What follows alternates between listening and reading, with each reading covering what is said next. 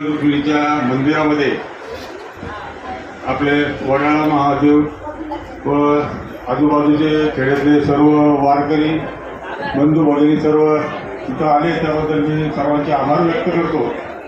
आणि थोडंसं तुम्ही चहा घेईपर्यंत 2-3 मिनिटं फक्त सांगतो, कारण आरक्षी होमची सारखी घरी राहते ते तुम्हाला म्हणतात तरी टेन्शन असतं, कारण त्यांना पुढं लांब जायचं असतं, बेलापूरला जायचं असतं, नरसालीला मुक्काम असतो, त्याच्यामुळे त्यांची घाई असते. ते स्वाभाविक आहे. हे तर बोलायला फार 10 मिनिटात भरपूर सांगितलं असतं, पण आता नावीला दे.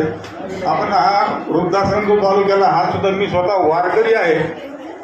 5 वर्ष रामगिरी महाराजांच्या दिंडीमध्ये आम्ही सेवेकरी म्हणून 10 ते 15 जण आम्ही काम करत होतो. आणि त्यातून जे आजी आजोबा आपले आहे, बरेचसे 70-80 वयाचे पण आजी आजोबा असतात. आणि ती 2000 वारकऱ्यांची मोठी दिंडी आहे.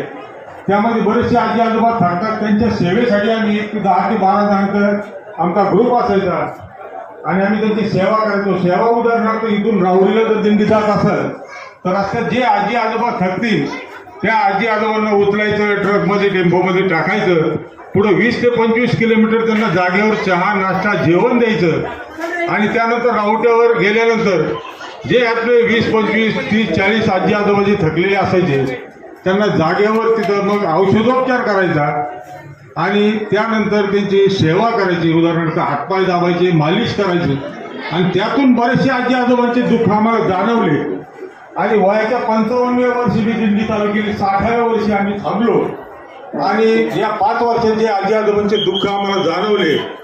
त्यामुळं आम्हाला असं वाटलं की आपण यांच्यासाठी काहीतरी करावं. आणि वयाच्या 60व्या वर्षी रामगिरी महाराजांना विचारलं, महाराज मला या वृद्धाश्रम काढायचं, अशा आजी आजोबांची सेवा करायची, मला थोडंसं मार्गदर्शन करा.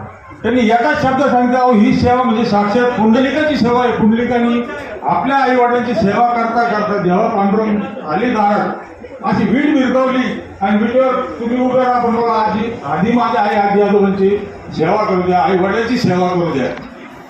आणि असं म्हटल्यानंतर तो परमेश्वर सुद्धा विटेवर उभा राहिला.